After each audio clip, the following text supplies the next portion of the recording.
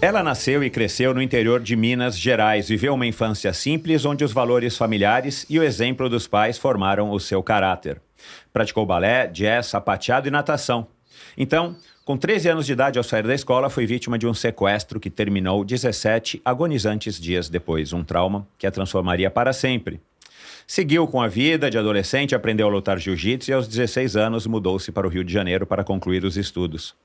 Foi um período de mudanças e pouca atividade física. Ao entrar na faculdade, decidiu que era hora de voltar a se movimentar e passou a frequentar uma academia, onde descobriu o spinning. Em seguida, vieram as aulas de corrida até que um professor a convidou para experimentar o triatlon. Precisaria nadar, algo que só havia experimentado na infância devido à bronquite severa. Iniciou os treinos em 2005 e desde a sua estreia, a paixão pela modalidade só aumentou. Trabalhou no mercado corporativo, casou-se e teve 2 filhos enquanto levava um estilo de vida de triatleta. 10 anos após a sua estreia, realizou o sonho de cruzar a linha de chegada de um Ironman 70.3. Em 2016, a violência no Rio de Janeiro a levou a uma decisão radical. Mudou-se com a família para a Europa, onde o marido faria um MBA e onde proporcionariam uma vida mais tranquila aos filhos. Morando na Suíça, tiveram outra menina, Celeste, e o marido passou a trabalhar na Agência Mundial Antidopagem. Ela se aproximou da psicoterapia, da educação positiva e do problema da dopagem no esporte. O esporte ocupava agora o centro da vida de toda a família. Triatlon com os filhos, training camps, amigos do Comitê Olímpico Internacional e os valores olímpicos, aquilo tudo a tocava profundamente. Depois da pandemia, já de volta ao Brasil, encontrou um cenário esportivo transformado. Performances duvidosas, inversão de valores no triatlon, pouca transparência, muita exposição de alguns atletas e pouca transparência. Ela própria foi prejudicada por atletas que seriam depois desclassificados. Sentiu revolta e propósito. Com o apoio da BCD, deu início ao movimento que chamou de Quero Ser Testado. E algum tempo depois se transformou no Eu Jogo Limpo, que segue firme em sua missão: educar, proteger e transformar a cultura esportiva brasileira, difundindo valores simples e profundos: respeito, justiça, ética, responsabilidade e moral.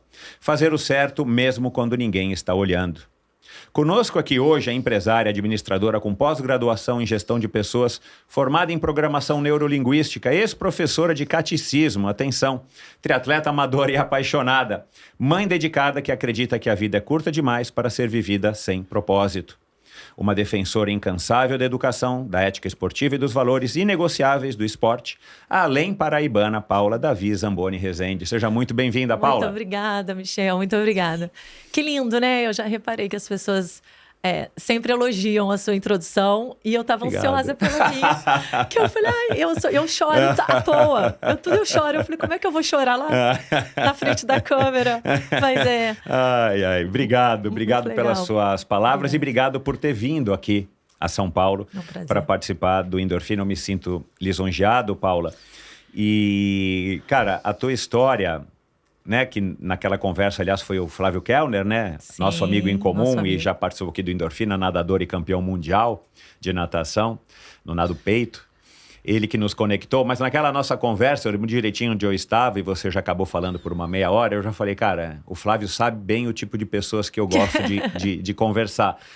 Mas, me preparando para essa conversa, ouvindo os podcasts que você já participou, e principalmente aqueles que não são especializados em triatlon, porque do triatlon é sempre aquele tema legal, do jogo justo, mas sempre foi uma divulgação, você, a Ana e tal. Uhum. Mas, e mexendo no teu Instagram, deu uma fuçada legal lá no teu Instagram, eu descobri algumas coisas ainda mais interessantes e que me deixaram mais ansioso para bater esse papo contigo. Então, assim, é um privilégio para mim te receber aqui. Muito obrigada mesmo.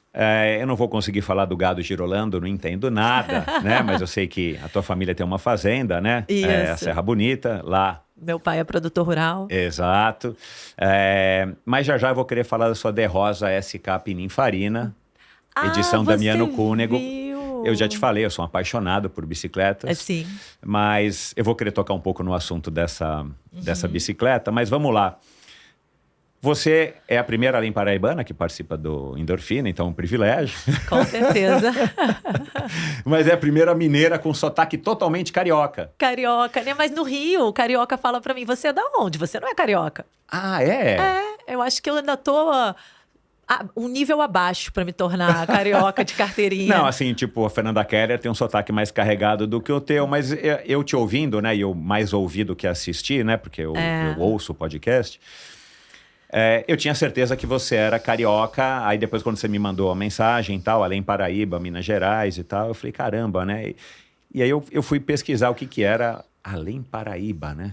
Mas eu descobri que não tem nada a ver com o estado da Paraíba, mas tem a ver com o Rio. Com o Rio. Paraíba do Sul. Isso. Fez um pouco mais de sentido para mim. Existe a cidade Paraíba do Sul que as pessoas confundem. Não é existe Paraíba do Sul. É bem pertinho. A sua fica além. Além. E a gente fala, quem é lá, fala, eu vou para além. Então... E meus amigos têm uma teoria que além Paraíba é o centro do mundo, porque eu encontro além paraibanos por onde eu vou. Por onde eu vou.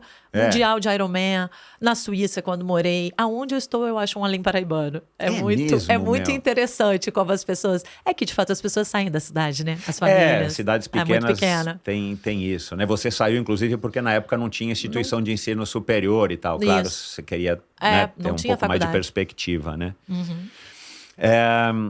Eu ouvindo hoje o Além do Prana, com a nossa amiga em comum também, a Roberta Muricy, você falou que você não tem nenhuma, além da sua fé católica e tal, você foi professor de catecismo, eu achei fantástico isso. Aliás, eu tô para colocar minha filha agora, 2026, a mais nova, no catecismo. Muito bom.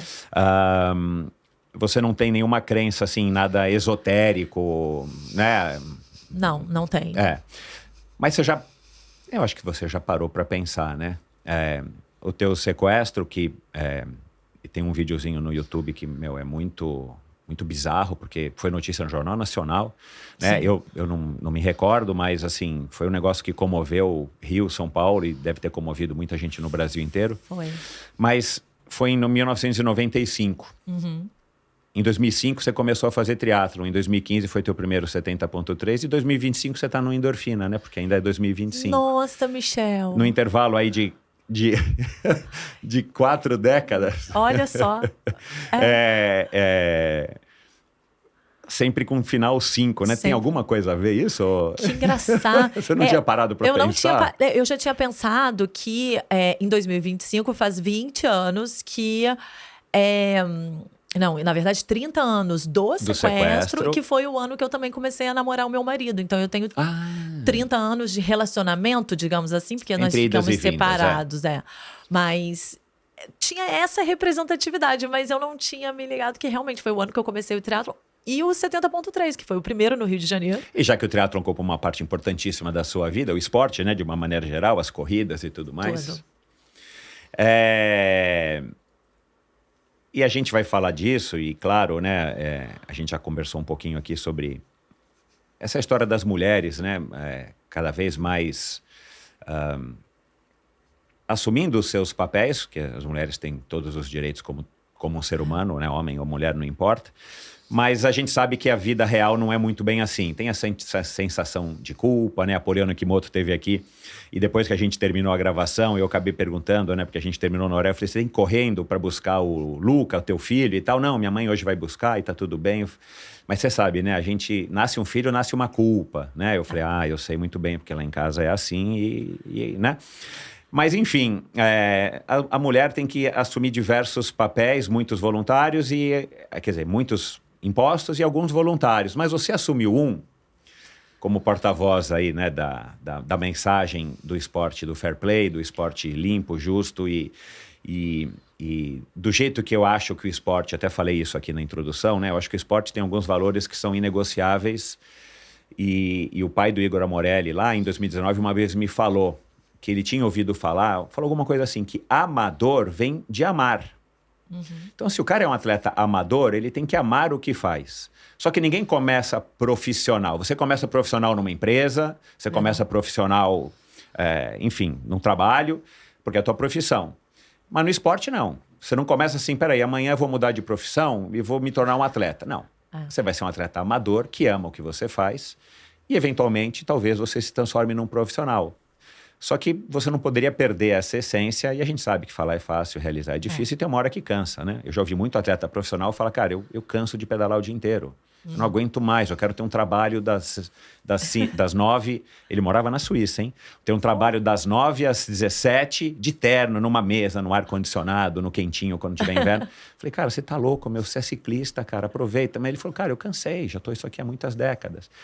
Enfim, tudo isso para dizer o seguinte, você assumiu esse papel, que eu posso dizer aqui que é uma espécie de uma super-heroína, defensora dos atletas fortes de verdade. De verdade. Não os fortes por Instagram, e dos eventualmente ultrapassados, como você já foi, e eu devo ter sido algumas vezes, mas íntegros e éticos, pelo menos eu me julgo assim, né? E acredito que você também.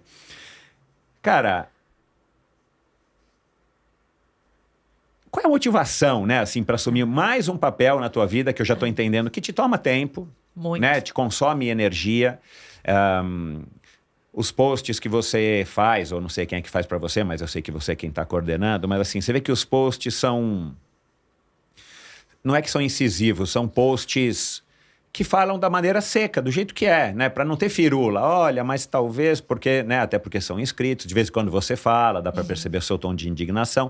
Quer dizer, cara, é mais um papel, né? Você então é uma mulher multifacetada e tem uma energia que eu vou te falar, hein? Por quê? O meu marido fica, pra quê? Você tá inventando mais coisa. Por quê? E as pessoas às vezes olham de fora e acham que ela deve ter uma vida super tranquila, tá com tempo. E ela tá pode... fazendo a unha e posta. Exatamente. E assim, não imaginam todos os desafios enormes que eu tenho na minha vida pessoal, né? Eu tenho questões que eu cuido. Eu tenho minha mãe que precisa de cuidados, eu tenho 3 filhos, então só por si só a pessoa, né, já tem uma vida bem agitada, e mais, enfim, trabalho, tudo, né? E mais ser atleta, que demanda tempo e dedicação. E aí eu fui... Triatleta. E fui... nasceu isso. E eu não sei te dizer assim, como começou, né?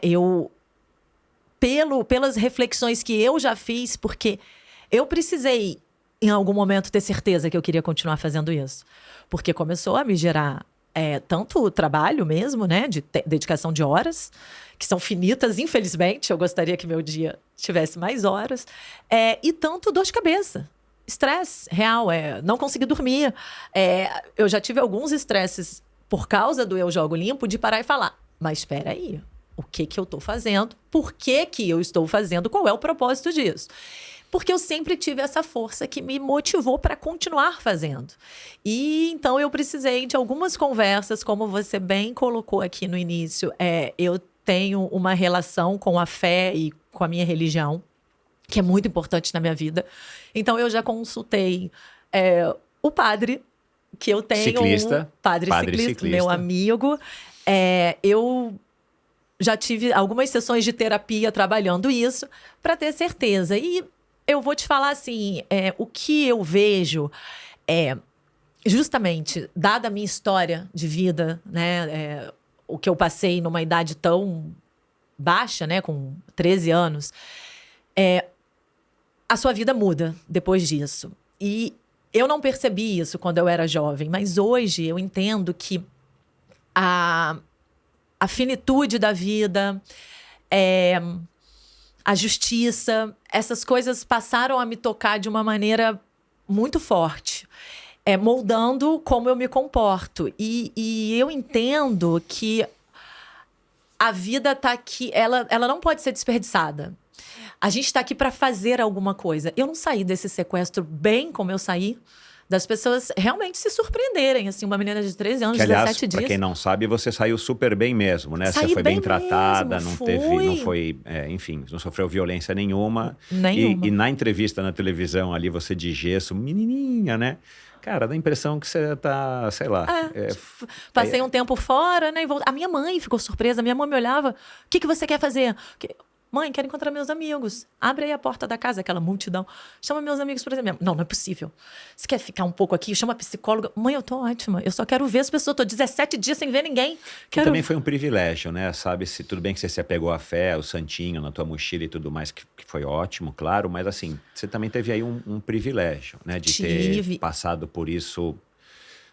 e eu acho que é aí que me pegou possível, sim, né? E aí que veio a questão da fé. Deus quer alguma coisa de mim, quer de todos. Mas eu acho que eu tive esse recado. Assim, você tá aqui por um motivo. Você não tá aqui de passagem, né? Você não tá aqui para aproveitar a vida sem fazer algo maior do que isso.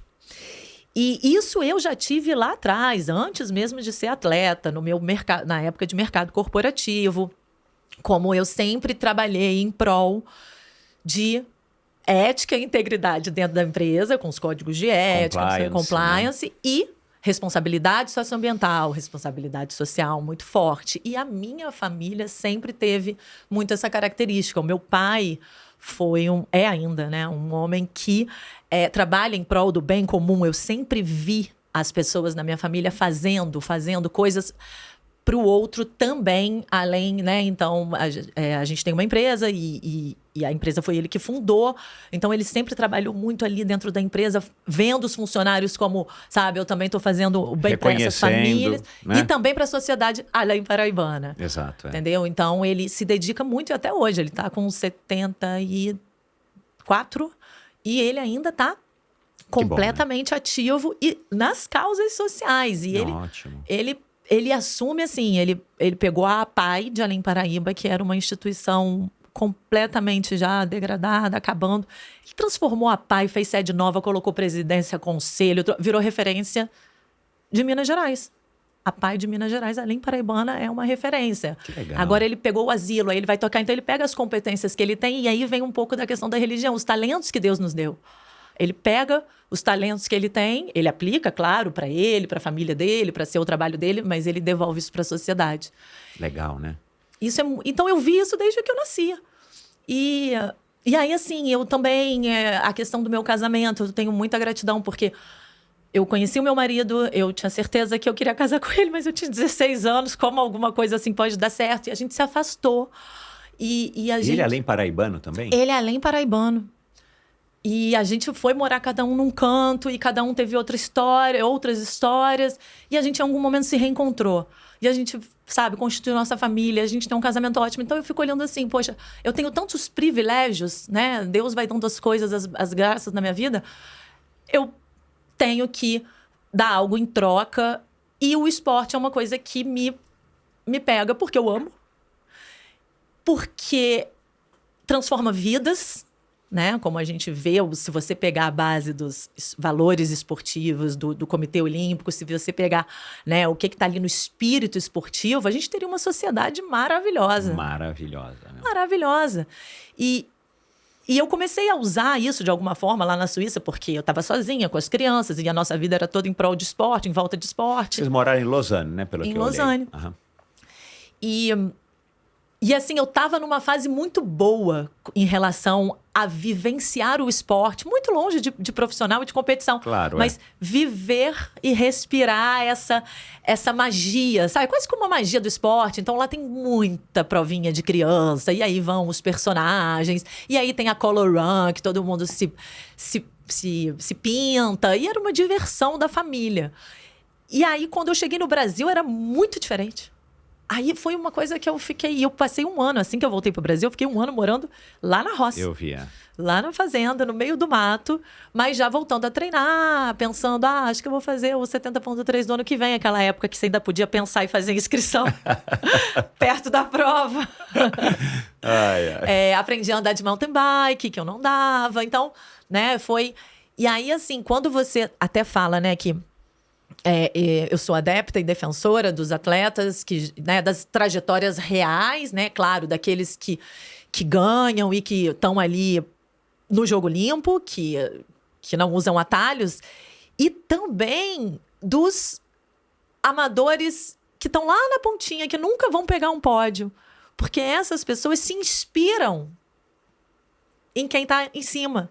E muitas vezes quem está em cima tá burlando regras de alguma forma, né? E hoje a gente até fala, o meu maior ponto é o doping, mas tem todas as regras das competições. Então, você vê coisas malucas, gente cortando caminho. Acho que 100 e poucos atletas cortaram o caminho na Maratona de Chicago. Saiu isso. Nossa Senhora. Eu não sei se ele é um jornalista, se ele é um economista. Ele é um perfil, chama Um Golpe por Dia. E ele criou um golpe por milha. E ele fez um estudo, ele tem um robô, uma coisa que ele desenvolveu, e ele fez um estudo que eu acho que mais de 100 atletas haviam feito atalhos durante a Maratona de Chicago. Aí você fala, meu Deus, mas por que alguém vai numa maratona?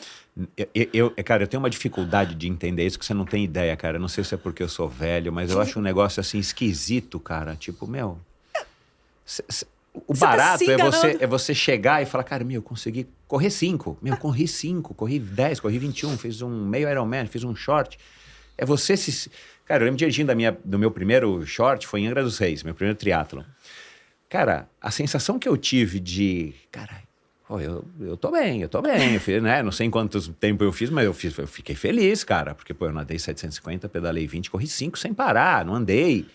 Cara, é uma delícia. Agora fala, não, eu nadei 750, pedalei talvez 17, porque eu dei aquela cortada, não sei de quanto que foi, e corri 3,5. Não. E peguei a medalha, e postei a medalha, e vendo esse discurso de superação para todo mundo. Aí não pode. Aí a mentira é o que me toca, entendeu? Usar desse discurso falso para vender uma imagem do que você não é, influenciando pessoas. E muitas vezes essas pessoas, e como eu vejo isso lá na comunidade das mulheres do triatlon, pessoas mesmo que vão fazer o triatlon por qualidade de vida, porque querem ter melhor saúde, mas aí olham para essas performances e dizem, mas eu sou muito ruim mesmo. Exato, cara. Eu nunca vou treinar a vida inteira, eu nunca vou ser assim.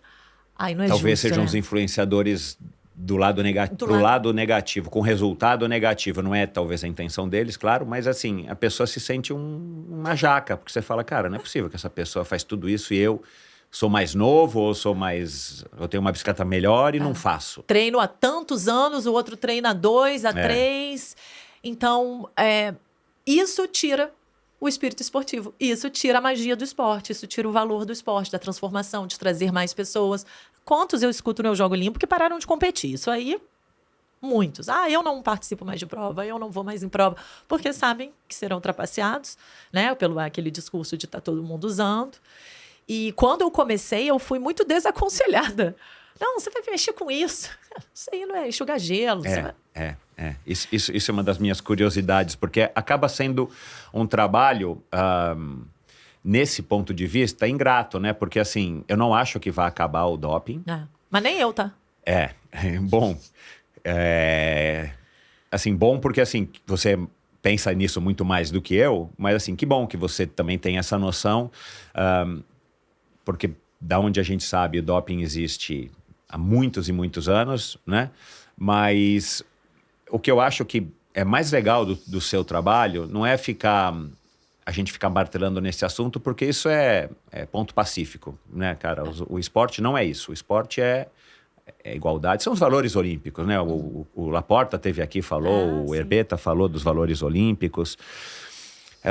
E quem não sabe, dá uma procurada na internet ou ouve esses 2 episódios que vai entender. Mas, cara, o esporte é para ser uma coisa gostosa, bacana, que promova só coisas boas, né? Isso.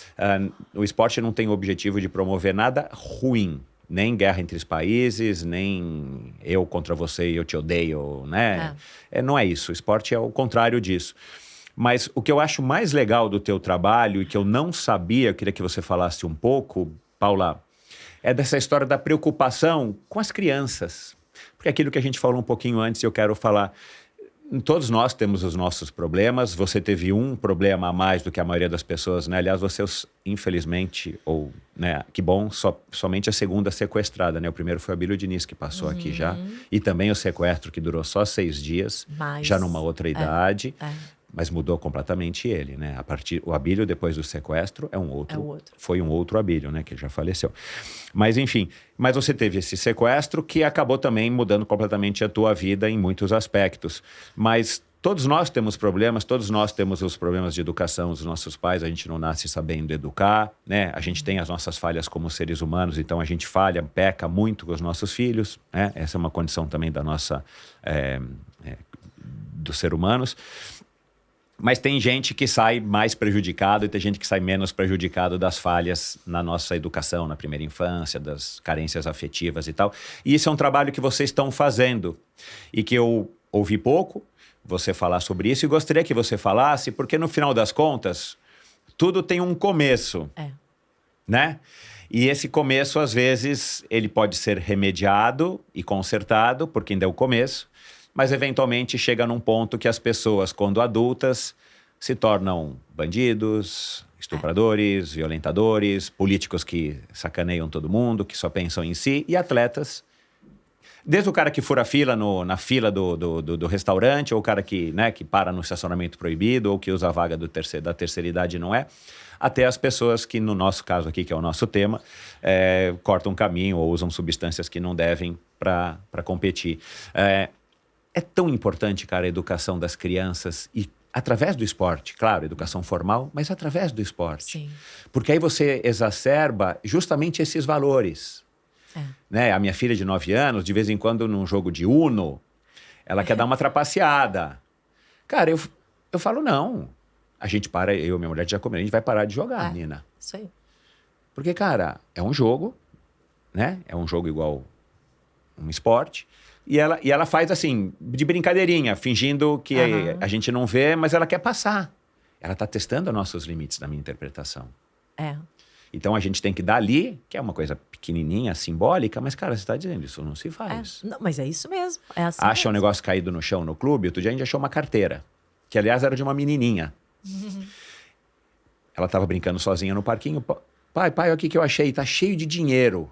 Meu, tava cheio de dinheiro a carteira da menina, no Clube Pinheiros. E tinha a carteirinha da menina e tal. O que a gente vai fazer, pai? Segura, ou me dá que eu seguro. Deixa eu ver o nome dela, procurei no Instagram e tal. Eu devia ter uns 12, 13 anos, eu pensei que pudesse ter, né, um perfil. Não tinha. E aí fomos eu e ela. Falei, Nina, entrega lá pro porteiro e fala, olha, nós achamos na quadra tal, tá com dinheiro. O clube conta o dinheiro, a nota, é bem legal. E aí nós fomos embora para casa. Falei, Nina, olha que legal. Imagina se fosse a nossa carteira. Que alegria essa menina vai receber uma ligação do clube. Olha, Joaninha, a tua carteira tá aqui. Então eu queria que... Desculpa, eu falei muito, mas eu queria que você falasse disso, dessa importância, já que você também é mãe, né, cara? É um trabalho difícil, né? É um mas a gente tem que se esforçar. Eu nunca sonhei, não era o sonho da minha vida, como muitas mulheres têm, ser mãe. Mas eu casei e foi quase que algo automático. Em algum momento vou ter filhos. E não sei por que sempre quis o número 3. E meu marido falou, vamos ter 3? Vamos ter 3. Enfim, tivemos 2, ficamos assustadíssimos e decidimos esperar. É paulada, né, meu? Mas somente morando na Suíça e vivendo a maternidade 24 horas, eu pude entender o que de fato era ser mãe e o tamanho da responsabilidade de criar 2 seres humanos. E eu peguei um livro para ler de uma amiga minha que é psicopedagoga, e aquele livro também transformou a minha vida, que era, e aí de novo, tocou ali no meu valor da justiça, da integridade e de fazer a coisa certa, que era Parenting for Peace. E aí era Raising the Next Generation of Peacemakers, coisa assim, que era o... E aquilo, quando eu vi, eu falei, caramba, olha o que eu tô criando. Eu tô criando gerações que vão transformar. Eles podem ser os que vão fazer a guerra ou os que vão fazer a paz. Isso é muita responsabilidade.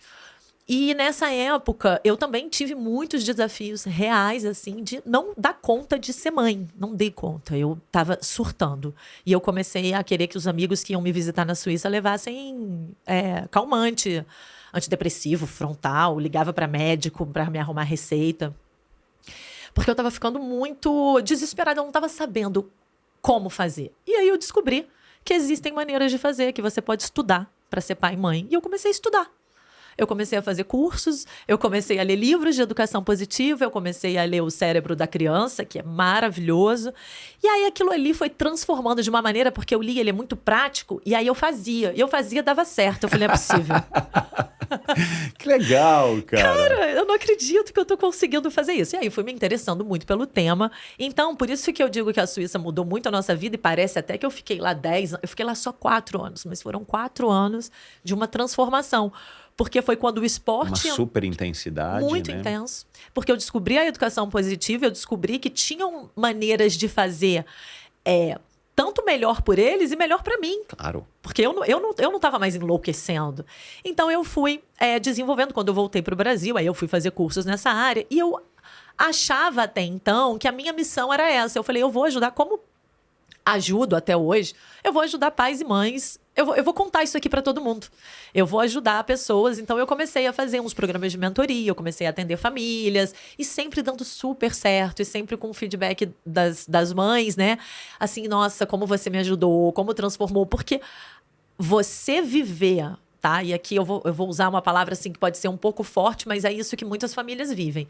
Você viver um inferno dentro de casa, você não ter paz na sua casa, você não conseguir controlar, lidar com seus filhos, e isso é um problema que vai para sempre, que aí cai nesses seres humanos que a gente está dizendo que lá na frente podem vir, né? A ter condutas antiéticas, a buscarem um tipo de sofrimento. Isso é tudo muito inconsciente, né? Eu fui estudar neurociências, fui fazer PNL, fui entender o que está por trás das nossas escolhas, dos nossos comportamentos. E isso foi me deixando muito comprometida com a maneira como eu lido. Eu não sou perfeita, eu erro a beça, os meus filhos reclamam de mim. Que bom, né? Você é ser humana. Por favor, não quero ser colocada nesse... Mas eu consigo ajudar outras pessoas, e é aquilo que a gente falou aqui no início. Eu tô sempre tentando ser melhor. Todas as vezes que eu erro, eu corrijo, e eu, recalculando a rota, eu vou fazer diferente, e eu tô querendo sempre... Com o objetivo de fazer o bem, de ser bom, de deixar bons seres humanos para o mundo. E eu fui, na época da PNL, eu fiquei 2 anos ali fazendo muitas formações. Eu fiquei num conflito que era a minha paixão, que é o triatlon, inviabiliza a minha missão. Porque eu achava que a minha missão era ajudar famílias, fazer a mentoria parental, fazer o coach parental. Existem muitos psicólogos e terapeutas que fazem o coach com a criança. Eu acredito que só resolve pai e mãe. Se você não trabalha pai e mãe, você não resolve o problema da criança. Criança é um sintoma, a causa está sempre no adulto, no ambiente que está ao redor dela. E eu falava, meu Deus, mas eu adoro treinar, eu adoro estar no meio do esporte. E aí uma coisa ficava brigando com a outra. Até que num belo dia, em alguma jornada de PNL, eu falei, gente, eu vou juntar as duas coisas. Por que eu nunca pensei nisso? É tão óbvio. E olhando... E a antidopagem entrou no ano seguinte ainda, que, né, quando eu comecei o Quero Ser Testado. E hoje, mais sábia, mais conhecedora, me aprofundei de uma maneira mesmo na antidopagem, para entender a raiz do problema. E, de novo, a raiz do problema está onde? Na formação das pessoas, no que tem dentro de casa. Na gente mesmo, né? Gente, como pais. Como pais. A gente tem que aceitar isso. É duro de ouvir às vezes, duro. Mas... E não é intencional. Eu falo sempre, claro, gente, não fica tudo bem. Ninguém Exato, se porque culpa. nós também temos os nossos problemas. Com os nossos pais. Né? Exatamente. E o atleta... O maior fator de proteção para que um atleta siga, né, no caminho da integridade é o ambiente onde ele vive. É a família, quando é muito jovem a família, depois já passa a interferir mais os treinadores.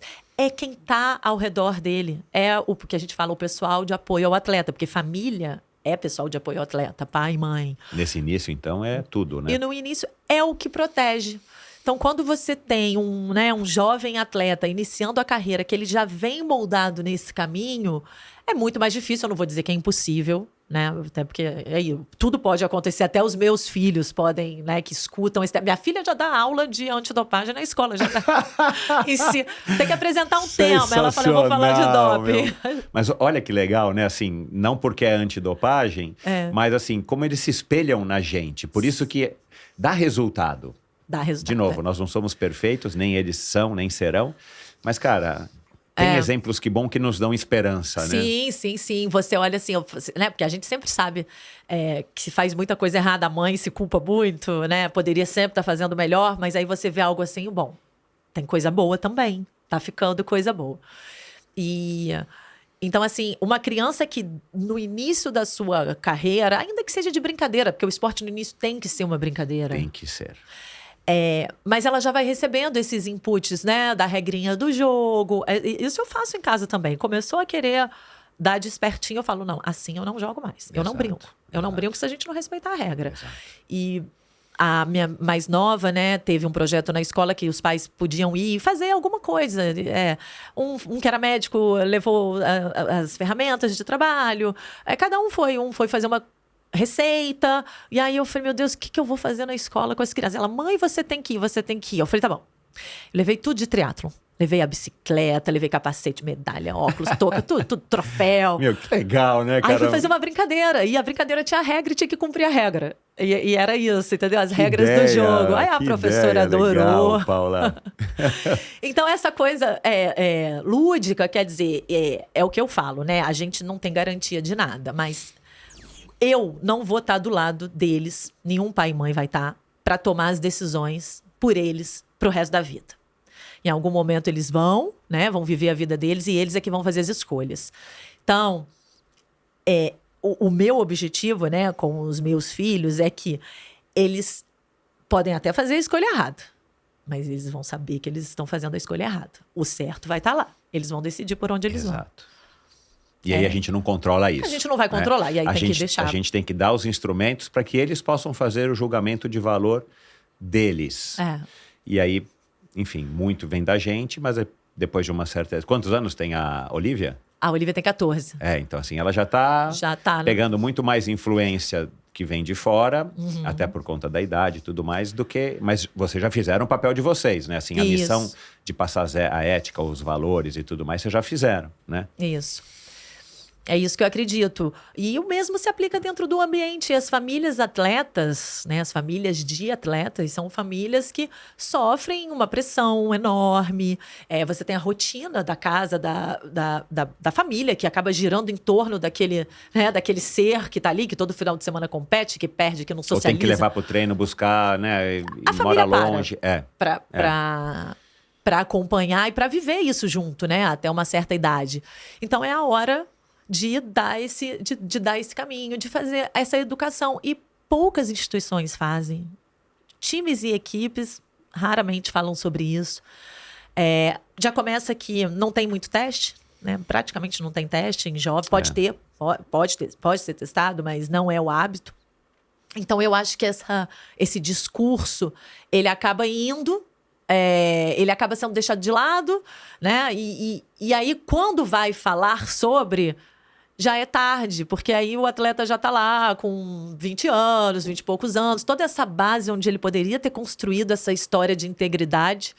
Não que não possa, sempre é tempo. Mas eu acho que a gente perdeu a época ali de ouro, onde eles ainda absorvem muito mais, né? Exato, ainda valorizam a nossa palavra, ainda valorizam o que o pai e a mãe acham, ainda é pai e mãe que toma a decisão. Só acrescentar uma coisa que eu lembrei bem interessante. O doutor Marcelo Ritchio, que é cardiologista da LPH, e ele é pediatra também, né? Cardiologista infantil. E eu tive já algumas vezes com eles, porque ele é o criador do No Dope, do aplicativo, onde você consulta. E ele fez por amor, porque ele fez com mais 2 amigos desenvolvedores, colocando substância por substância. Então, eu descobri no aplicativo, lendo o aplicativo, falei, desatualizou. Eu vou ligar para avisar para o desenvolvedor que está desatualizado. Aí, quando eu olhei, Marcelo Ritchio. E eu frequento a LPH, fui conversar com ele. E aí, ele falou assim, Paula, você não faz ideia da quantidade de famílias que eu recebo. Muito do futebol, eles são muito fortes, né? No Fluminense. Acho que a LPH é o laboratório até que treina essa parte de saúde do Fluminense. Ele falou, você não faz ideia das famílias que eu recebo aqui com crianças. O pai senta na mesa e me pede o GH. Aí eu falo, mas seu filho não precisa de GH, não tem indicação para GH. Não, doutor. Bom, isso é criminoso, né? Mas ele precisa, porque ele precisa crescer, porque muitas crianças que precisam para crescer, tomam. Ele, não, mas quando não tem indicação, não faz nem... Tá bom, muito obrigada, eu vou embora. E ele sai daqui, ele acha um médico que dá o GH para ele. Isso já começa, muitas vezes, de uma frustração do pai, que aí o pai queria ser jogador, não conseguiu ser, e aí ele passa essa expectativa para o filho, e ele já quer fazer de tudo. Ou às vezes até a expectativa do sonho de ser aquele futuro Neymar, né? E salvar a família inteira da pobreza. Salvar a família, o futebol no Brasil tem essa questão, a gente sabe que tem. Tipo, um bilhete premiado, né? Então dá um GH pro meu filho aí, porque esse é o preço do joguinho. Se eu ganhar na Mega Sena... Exatamente. Ele precisa se destacar, realmente, né? É super competitivo. Essa base do futebol, principalmente, é muito concorrido, então eles querem se destacar a qualquer custo. Aí vem mais um ponto dessa, né? É algo doentio. Essa família, ela precisa muito de ajuda. Só que as equipes também têm que se comprometer, precisam colaborar, né? Contratar esse serviço, trazer um psicólogo para falar. A gente não fala sobre isso. Então, eu tô querendo que o Eu Jogo Limpo seja o representante dessa iniciativa, que a gente, né, possa conseguir trazer para a consciência geral, né, dos dirigentes esportivos, das equipes, dos treinadores, do quanto é importante a gente começar esse trabalho na base. Talvez não sei se você sabe, talvez se fosse uma pergunta para o Rafael, seu marido, existe uma estatística dos países que têm menos casos de doping, de dopagem, claro, né, detectada? Tem a ver com Finlândia, Noruega, países de primeiro mundo, onde talvez os valores éticos sejam mais elevados na média da população, por questão cultural. Tem o número, tem o ranking de países, né? Existe, é publicado, a UADA publica, só que eles estão desde 2023 sem publicar. Publicaram um recente de... Mas é em casos absolutos ou também tem, tipo, percentualmente com relação à população, né? Porque não é em relação à população. É número de casos positivos em relação ao número de testes realizados. Ah, tá. Eu sei que o Brasil fica no top 10, eu acho que o Brasil é quinto, aí Rússia, Índia, aqueles, né, Quênia, que a gente já os mais conhecidos. E aí eu não me lembro abaixo do Brasil, os países, né, os nórdicos, assim, o que eu não sei a colocação deles, mas é possível de saber, desde que a UADA, inclusive, né, por favor, UADA, atualize o relatório aí, porque já tá, né, 2023, vai lançar em 2026, 3 anos, tudo mudou. Porque assim, eu fico pensando, né? Você morou na Suíça, né? Até mais tempo do que eu, você sabe como é que são as coisas lá, e a gente sabe que cada dia, o mundo inteiro está vivendo talvez épocas muito estranhas e tem acontecido cada vez mais coisas que a gente não espera para todos os lados. Mas assim, a impressão que... não sei se você já ouviu falar um caso, não sei se isso é verdadeiro ou não, mas teve um funcionário que foi trabalhar do Brasil, que foi trabalhar na Suécia, na Volvo. E chegou lá com o carrinho dele, que provavelmente era um Volvo, e foi parar no estacionamento, era um estacionamento tipo de shopping center, era a fábrica, a sede e tudo mais. E ele percebeu que quando ele chegava, estava cheio de carro no fundo do estacionamento, longe, no frio, para ter que caminhar até a entrada da fábrica, da sede. E ele parava mais na frente, que é o que a gente faz, né? Quando a gente vai no shopping center e tal, né? E aí um dia ele já estava mais ali ambientado, perguntou para um colega, cara, eu chego aqui todo dia super cedo e todo mundo para longe, né? Porque é frio, pode ser, do escuro, no inverno e tal. Cara, porque quem chegou cedo tem tempo de caminhar até a entrada. E às vezes a pessoa se atrasou, com filho, com não sei o que e tal, então ele para mais perto, porque assim ele tem o privilégio de caminhar menos e chegar menos atrasado. Dureza, né? É dureza. Esse aí a gente não vai chegar. E eu ouvi outro dia, acho que no ano passado, né, já faz um tempo, que as não lembro em que país que era, mas a representação consular do Brasil, não sei se na Suíça, em que país que era, tinha uma quantidade de multas por estacionamento em lugar proibido. Meu Deus. Acho que era um ranking gigantesca. Mas carros de representação diplomáticas podem estacionar em lugares proibidos. Não sei por que também essa regra.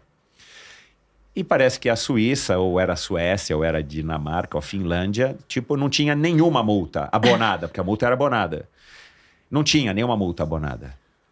E os brasileiros tinham multas em valores absurdos, porque assim, já que eu posso, eu vou fazer.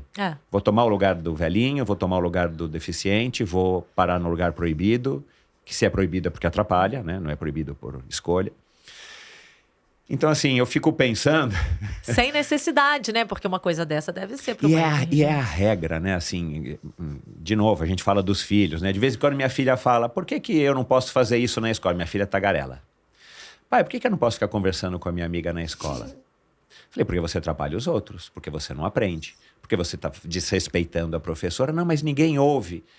Eu falei, Nina, é a regra. Eu já te expliquei os motivos.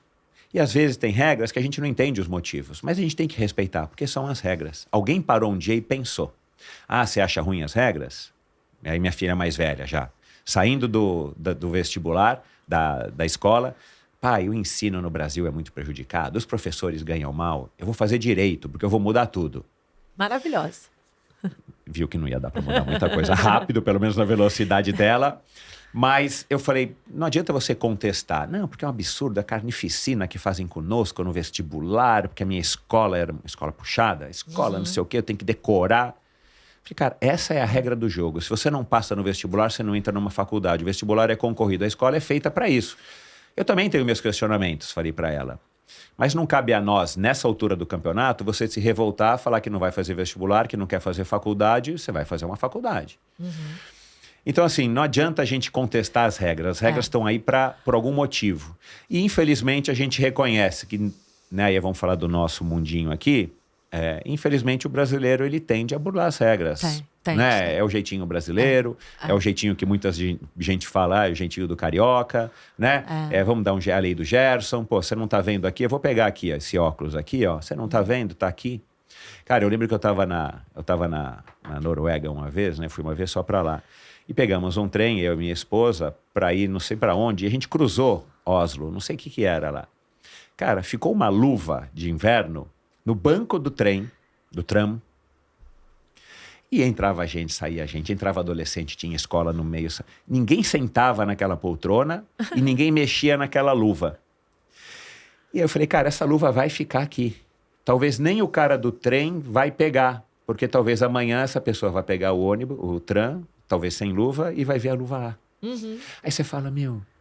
E aí, olhando, né, conversando com a minha esposa, vendo aquelas menininhas adolescentes e tal, 14, 15 anos, sozinhas, celular, blá, blá, blá, blá. Eu falei, meu, que perspectiva de vida e de futuro que essa menina tem, que a minha não vai ter. Não tem. Por mais que a gente sejamos privilegiados e tudo mais, mas ela não pega o trem sozinha, ela não está nesse ambiente completamente livre, despreocupada, preocupada com as amigas, indo voltando da escola, né? É outro mundo, é de fato um outro mundo. Eu senti muita dificuldade até de me adaptar, porque a gente que é muito flexível, morar num lugar que não é nada flexível... aliás, é inflexível, rígidos, é total, muito rígido, né, você... Eu fui expulso de supermercado na Suíça, porque faltava 10 minutos para fechar, a moça veio andando, uma senhorinha portuguesa, não era nem suíça... Ela viu que eu estava falando português com a minha esposa. Meu senhor, vai fechar. Eu falei, mas tem 10 minutos, eu tô comprando... Desculpa, mas vai fechar. Tem que sair. Cara, ela fez eu largar a cesta. É assim. Raiva, meu. Mas esse é o exemplo ruim, mas... Mas aí, quando ele é aplicado, né, do lado bom, a gente fala, poxa, que ótimo, as coisas funcionam. As coisas funcionam que todo mundo fala, né, da Suíça, dos países desenvolvidos. É só que todo mundo respeita. A regra vale igual para todo mundo. É só isso. Que é o que a gente fala sempre lá no Eu Jogo Limpo. Eu acho que o esporte coloca a gente né? De igual para igual. Num confronto que é um confronto de fato, né? Sou eu contra você, porque a gente tá fazendo a mesma competição contra o relógio. Não importa a sua classe social, Exato. a minha, a sua coisa. A gente aqui é igual. E a regra é igual. Você não tem privilégios aqui. E quando eu tive, né, na Suíça, eu demorei um tempo a me adaptar, não com o fato porque eu cumpri regras, isso nunca foi muito difícil para mim, mas a cultura deles é uma cultura coletiva, que é uma coisa que a gente precisa muito aqui no Brasil. Todos por um, porque se a gente fica ali a mais no supermercado, o empregador vai ter que pagar hora extra, ela vai chegar atrasado, vai perder o trem dela, porque o trem dela sai no horário X. Não atrasa também. Então eu tenho que chegar mais cedo no mercado, o que eu vou fazer? É isso, é sempre o bem coletivo acima do bem individual. Faz sentido, tem um motivo, tem um porquê. Exatamente, tem um porquê, né, o fato de você não poder dar descarga, algumas casas, alguns prédios, não pode dar e não descarga pode mesmo, à noite, porque pessoal. Acorda, porque as pessoas faz o barulho da água no encanamento. Faz o barulho, então às vezes, mas é muito radical, mas não é. As obras, né? As obras terminam num certo horário, não pode ter obra noturna, porque atrapalha a ecologia e o ser humano. Sim. Quando eu vou te contar uma coisa muito rápida, porque foi bem interessante, até pelo que eu vivi, né, no Brasil, na minha infância, né? Eu passei pela situação do sequestro, imagina. E aí, um dia eu fui em Genebra, passeei o dia inteiro, voltei para casa. Quando eu cheguei em casa, no meu carro, eu estava de carro, o dia inteiro em Genebra. Cheguei em casa, guardei o carro na garagem. Quando eu entrei, na porta da minha casa tinha um papel da polícia de Genebra, avisando que o meu carro tinha sido assaltado e que era para eu procurar a delegacia.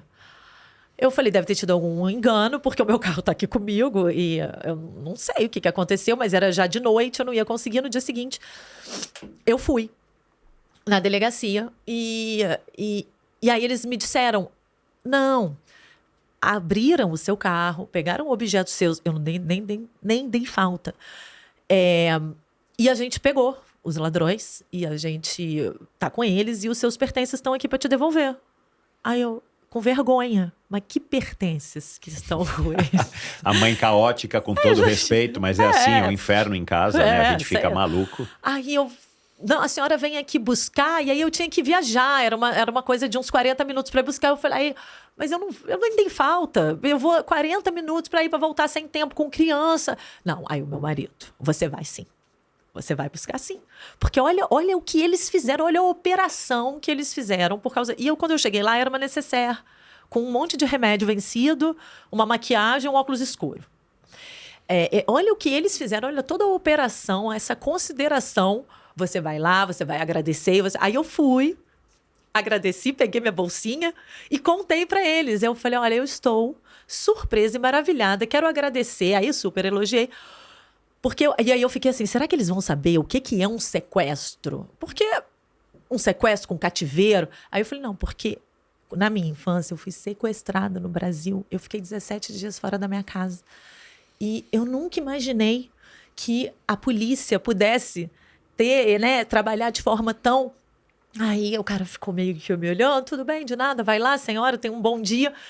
E aí eu pensei, né, assim... Não dá para falar só da segurança da Suíça, porque é o que você falou, a coisa começa lá de baixo, entendeu? Então, eu não tô comparando, eu sei que é completamente diferente. É o que eu brinquei aqui com você, a gente não vai chegar nesse nível. Existe um nível que a gente não vai chegar mesmo. Talvez daqui muitas 100 anos. 100 anos.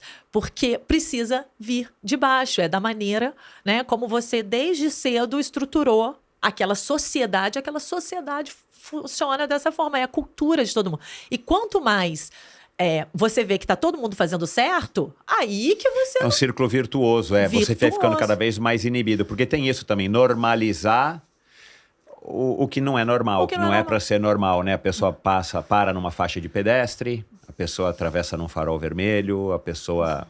Né, dá um jeitinho de furar fila para pegar lugar na mesa do restaurante. E tem diversas searas onde a gente já pode testar, né? Enfim, os valores, cara. São coisas pequenas, eu sei que são. Mas, cara, é aí. Não, mas é aí. Exato, porque é aquilo que você falou. Tem que ser igual para todo mundo. Tem que ser todo mundo, tem que ter os mesmos direitos. Porque é aquilo... eu tava falando com a minha filha isso ontem. ela nos conflitos com a amiga, uma das amigas, eu falei, cara, aí eu fiz um desenho assim, olha, você é desse espaço, ela é do outro. Você só pode chegar até onde os seus espaços se encostam. Se você tiver uma intersecção, você está ocupando o espaço dela, pode ser que ela não se incomode, mas não é legal, porque se fizerem isso você e eu sei que você não gosta, aí você vai se queixar porque ela está invadindo o que é o teu espaço, Nina. Enfim, e esse é o princípio da igualdade e que o esporte escancara e, infelizmente, criou-se... Eu tenho muita dificuldade, porque na minha época, né, sou da época da Fernanda, do Alexandre, era uma época que, assim, a gente até tinha zum, de que tinha gente que talvez tomasse alguma coisa. Eu nunca vi ninguém, nunca me ofereceram, não sei nem o que era. Mas não era uma coisa assim. E era assim, a preocupação com os atletas que estavam ganhando, né? Isso. Essa história do amador se dopar, eu tenho uma dificuldade enorme de entender. Agora, você acha... Porque eu tenho a impressão que isso existe também há muito tempo, eu não vou ser ingênuo de achar que não, mas eu tenho a impressão que a coisa se vem aumentando, infelizmente. Eu não sei se... Quer dizer, não deve ter uma causa só, né? Mas tem a história das pessoas mais velhas fazendo esporte, querendo performar, né? E realmente aquilo que... Né, você tá com 40 e pouco, eu já tô com 50 e pouco, quer dizer, cara... Tá caindo tudo, aceita, não tem jeito, aceita que dói menos, né? Dói menos. E mesmo assim, olha que legal, cara, você é uma mãe de 40 e poucos anos, triatleta, cara, saradona, vai lá, você não tem um corpinho de 20, nem eu tenho o corpinho que eu já tive, mas, cara, a gente tá aqui, eu falo, eu tô com quase 60. Alexandre Ribeiro tá com 60, tá super bem, Sim, né? sim. Você fala, cara, que legal, Fernanda Keller, Fernanda Keller tá louco, é a deusa, né? Porque é a musa de todos. Não, Fernanda Keller. Porque, também ela tem uma genética bizarra, mas, cara, você fala, olha que legal. Agora, a Fernanda fez 14 horas no Ironman, ela não fez 9. E tá tudo bem, cara, eu achei tão legal ela falar disso e postar e tá tudo bem. Eu achei incrível. Não é? É um super exemplo. Eu acho que é um exemplo. puta de um role model, de uma Não, exemplo... Pra gente falar, cara, eu não preciso ganhar categoria, não preciso ficar postando, né? Você acha que se o Instagram, derrubassem o Instagram... Nossa, meu sonho.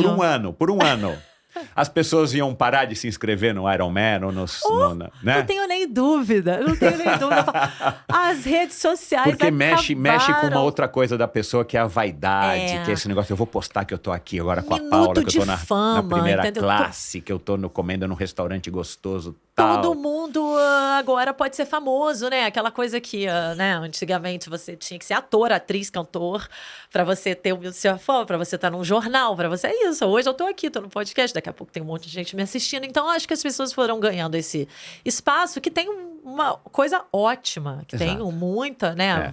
Desde que você esteja influenciando de forma positiva, é muito bom. Só que virou esse minuto de fama de todo mundo, um excesso de exposição e super preocupante e já comprovadamente danoso para o cérebro adolescente e infantil. Isso não tem mais discussão. Isso é comprovado já, né? Cognitivamente, caindo, o foco na atenção, enfim, tudo que causa para os jovens. Então, o problema dos pais que expõem os filhos, que também criam ali uma rotina e colocam muitos filhos. Então, assim, a nossa sociedade funciona pelo exemplo. Todas as sociedades, né? O que a gente estava falando. Quanto mais as pessoas fazem o certo, mais a gente também, né, se envergonha de repente, fazer alguma coisa errada. E a nossa sociedade brasileira, isso é muito forte, eu vejo aqui. Eu não vivi tanto isso lá na Suíça, na Europa. Pode ser que eu também estivesse com menos tempo. Não estou dizendo que lá tem uma vida, né, de...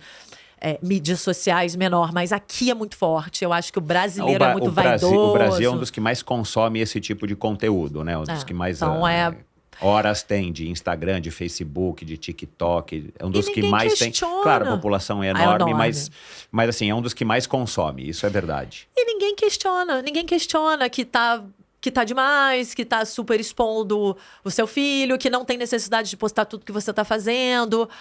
A gente vai nadando na onda, no looping, e começa a fazer todo mundo fazer tudo igual. E aí você fala, mas por quê? que você tá fazendo isso? Pra quê? Pra quem? Por que você precisa? Porque, assim, e eu tô nesse movimento. Eu preciso estar no Instagram, porque tem o Eu Jogo Limpo. É igual a mim com endorfina. E aí, às vezes, eu me pego, às vezes, fazendo... porque eu vou postar pensando, assim, num post que eu vou fazer meu, pessoal, não deu Jogo Limpo. Eu fico... Pra que eu preciso? Sério. Pra que eu preciso estar aqui e ficar colocando que eu tô aqui? E aí vem o exemplo. Aí minha filha tá vendo que eu tô colocando, meu filho tá vendo. Então, como é que eu posso dizer pra ela que ela não pode se eu tô fazendo? Mas eu acho que é uma característica nossa que a gente simplesmente copia o que tá todo mundo fazendo sem entender se aquilo faz sentido pra você. Porque tem gente que tá no Instagram que faz sentido, tem gente que tá lá, que tá comercializando, que tá, né? Tipo, você na endorfina e eu no Eu Jogo Limpo, que aquilo ali tem um propósito. Mas a sua vida pessoal, pura e simplesmente, para dizer que você faz, eu acho que é muito mais uma maneira das pessoas se melhorarem a sua própria autoestima. Suprirem carências, buscarem aprovação. Que é aquilo que a gente falou antes de gravar. Eu também entendo essas nossas falhas, essa nossa condição de seres humanos, nós somos falhos. Mas é que tudo tem um limite, né? Assim, e uma das coisas que também me questiona é o seguinte, é um exemplo que eu gosto sempre de dar. Cara, a indústria de revistas está falida, embora as bancas de jornais estejam cheias de revistas. Mas as grandes empresas, as grandes marcas, conglomerados, estão todos falidos ou praticamente falidos. Cara, uma revista que, sempre que eu paro para o mercado, tá lá exposta, é a Caras. Uhum. Se você vai em algum médico, se você vai num coisa, enfim, na casa... Enfim, a Caras é a revista mais dedilhada, a revista no dentista, lá no dentista que eu vou com a minha filha também, é o mais debulhada. Tem até o Super Interessante, que tá retinha, de vez em quando tem uma Veja que ninguém mexeu, mas a Caras tá detonada. Eu não sou curioso para ver a vida dos artistas e dos famosos, sou eu. Mas, cara, as pessoas têm essa curiosidade. Tem. Isso acho que talvez também tenha alguma coisa a ver do ser humano ou da sociedade que nós vivemos. Eu acho que a nossa sociedade está cada vez mais doente, apesar de todas as coisas boas que a gente tem vivendo. Mas, assim, as pessoas buscam isso. E aí, você segue se quer. E li ontem no jornal que parece que 11%, eu posso estar enganado, 11% das pessoas consultadas numa pesquisa XPTO seguem pessoas que não gostam. Porque Como tem pode? isso. Então, mas aí tem isso do ser humano. Deixa eu ver o que a Paula tá postando, porque, aquela lá é uma mulher XPTO, que não sei o quê, que fica dedurando todo mundo do doping, né? Cara, não é o que você faz, né? Você não dedura ninguém, você pega informações públicas e reposta. Porque no começo eu falei, essa mulher tá mexendo com fogo. Depois eu entendi que era tudo coisa pública, que você só dá uma outra vitrine. Eu trago pro Instagram. Aliás, o Instagram, quem não segue, só tem 16 mil seguidores, tinha que ter 16 milhões de seguidores, tá 20 agora, mil? 22. Tá igual endorfina. A pessoa é muito mais legal do que o do endorfina, porque é muito mais útil, né? Não, a ideia é essa. Seja útil. Eu tô até organizando os destaques agora que eu quero colocar por tema. Eu tenho uma dúvida de Instagram Alter. é muito Vou lá, legal, não sei o quê. cara. Tem uma dúvida teu Instagram é muito legal, assim. Acho que é muito... Infelizmente, é necessário. Né? É uma coisa, infelizmente, que é necessária.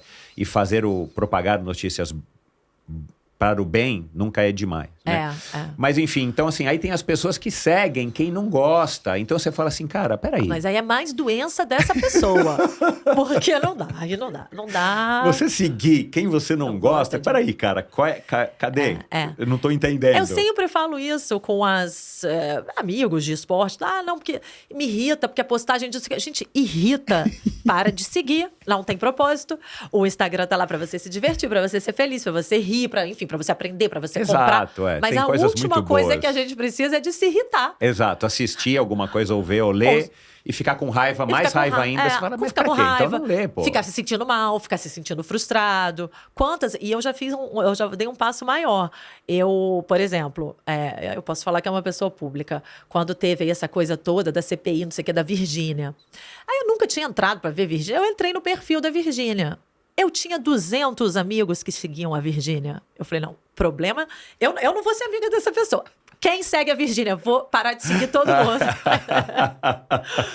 Mas às vezes eu acho também... E não parei, tá? Parei de seguir alguns, mas não parei de seguir todos. Mas a gente reclama, a gente fala que tem que melhorar, a gente fala do presidente, dos políticos, mas a gente não olha para o que a gente está fazendo nas nossas pequenas atitudes, nos nossos pequenos comportamentos. E é isso que leva ao que está lá em cima. Exato. Se a gente não corrigir aqui então, eu escuto muito, você é muito radical, você tem que ser mais moderada. Eu ia perguntar isso. Os seus detratores ou haters ou... E às vezes amigos mesmo, assim, tipo... Para de ficar olhando essas notícias. É só coisa ruim, é só coisa triste, é só coisa assim, problema. Você fica procurando problema para sua vida. E aí, eu venho no ponto. É uma realidade que tá posta, que tá aqui, que a gente vive, né? E aí, principalmente falando do doping. Eu não fico procurando, né? Elas estão aí, elas estão na mídia. E eu acredito que eu me calar ou eu fingir que eu não estou vendo, eu tô sendo...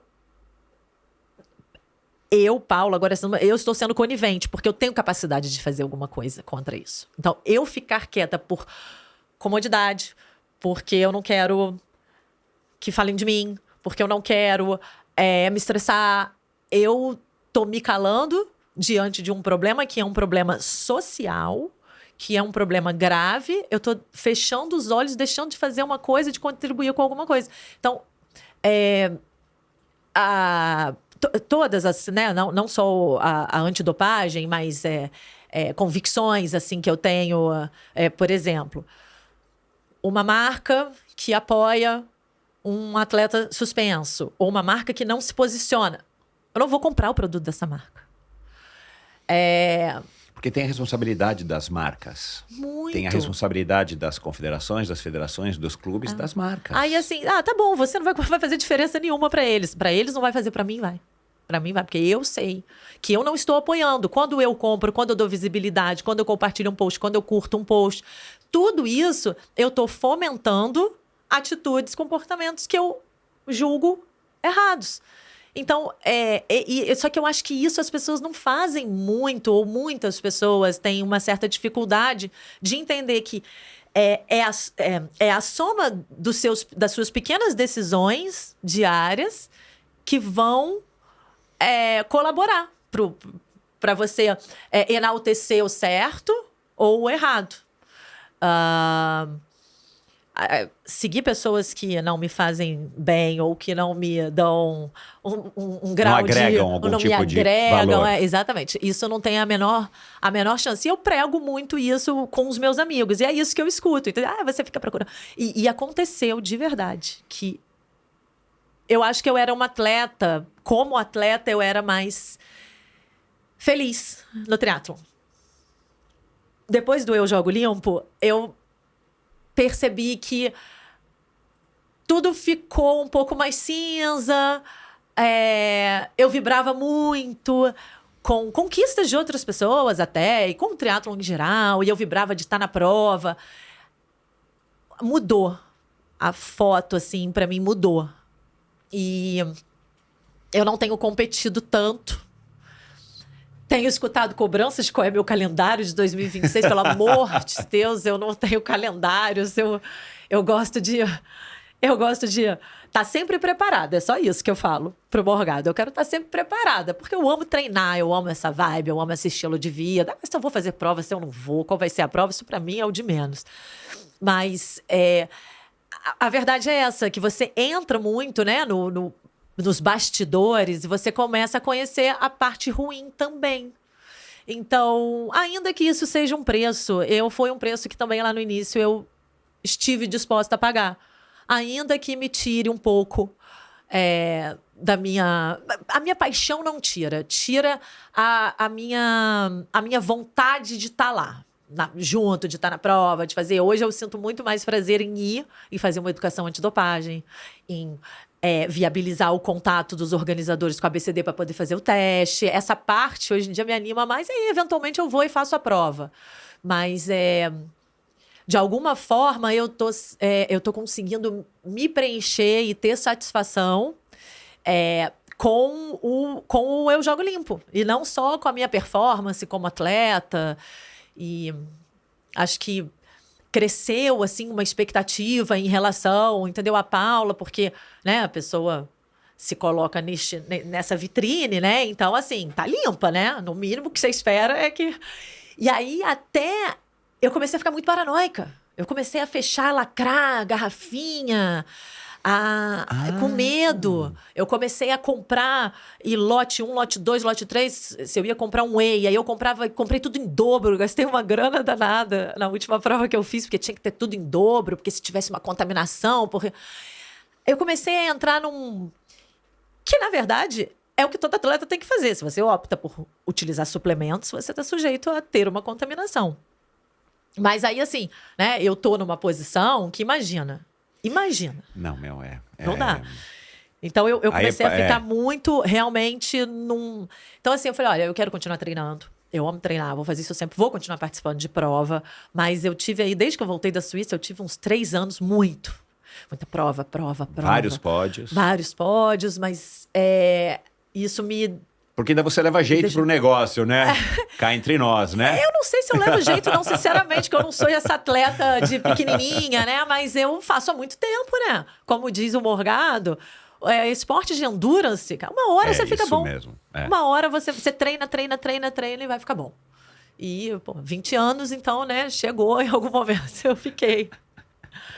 Antes de seguir com o episódio, eu quero compartilhar algo com você. Uma coisa que eu sempre acreditei na minha relação com o esporte e que eu tenho percebido bastante aqui nas conversas do Endorfina é que a essência por trás da prática dos esportes de endurance, seja correndo, nadando, pedalando, se resume em 3 pilares: paixão, consistência e autenticidade. É sobre ser real com você mesmo e com o esporte. Acho que isso é muito importante. E é por compartilhar dessa mesma vibe que a parceria com a Two Peaks Bikes faz tanto sentido. A Two Peaks Bikes não é só uma bike shop para ciclistas hardcore. É uma galera que vive o esporte com a mesma paixão que a gente aqui, eu e você. E olha, eu sei que nem todo mundo aqui é ciclista ou triatleta, mas se você já pensou em começar em dar aquela chance para a bike, seja para variar o treino, seja para se recuperar de uma lesão ou simplesmente para curtir um vento no rosto, a Two Peaks Bikes é o lugar perfeito para iniciar essa conversa. E o clima lá é justamente esse, de acolhimento. Não importa se você é um ultraciclista, como muitos que já passaram por aqui, ou se você está comprando a primeira bike para experimentar as sensações e os benefícios do ciclismo. Todo mundo que curte se desafiar é bem-vindo. A Two Peaks Bikes tem 3 lojas, no Rio de Janeiro, em São Paulo, aqui pertinho, na Avenida Faria Lima, e em Los Angeles. São verdadeiros hubs da comunidade esportiva. Fique de olho no Instagram, @2peaksbikes, para conferir as novidades, como a chegada das famosas bikes da californiana Yeti e da espanhola Orbea, que vem para acrescentar ainda mais variedade às marcas e produtos incríveis disponíveis para você escolher o que melhor se encaixa ao seu perfil. Agora eu convido você a visitar uma das lojas da Two Peaks Bikes, que é distribuidora oficial da Factor e da Santa Cruz Bikes no Brasil. Bons treinos e saúde. E lembre-se, não importa o esporte, o importante é não parar. Siga @2peaksbikes. Eu vou soletrar 2 o numeral, PEAKS, Bikes no plural. Paula, eu quero falar aqui de uma... quero falar da tua bicicleta ainda, né? Quero falar da tua... Você tem uma Canyon também, super legal e tal. Mas antes, ainda nesse assunto da dopagem, e eu peguei um post seu de 2017 na corrida rústica da Praia do Forte que você venceu. Na Bahia. Exato. E você escreveu o seguinte, você no pódio lá, legal e tal. A tentação falou mais alto que o juízo. Aí você pôs um diabinho assim, roxinho. Gente, 2017, onde você Eu fui até buscar? 2012. De bobeira, andando pela vila da Praia do Forte, vejo o anúncio de uma corrida e penso. Estou de férias, off-season e de recomendação médica. Mas, felizmente, a paixão pelo esporte anda bem longe da teoria da racionalidade. Entendedores entenderão. E você foi lá e competiu e ganhou. Ganhei. Se a gente pega essa legenda e coloca uma foto de um atleta que foi pego, a legenda casa. A tentação falou mais alto que o juízo. É verdade. Eu falei que eu ia te provocar um pouco. Uhum. estou de férias, off-season, não. Mas, felizmente, a paixão pelo esporte anda bem longe da teoria da racionalidade. Infelizmente, papapá, eu me dopei. Não foi isso que você escreveu. Eu estou supondo aqui, atenção, tá? Eu estou querendo provocar. Sim. Porque aí mexe com outras coisas. Claro, tem gente que se dopa mesmo. Eu vou ganhar e tal, né? Né?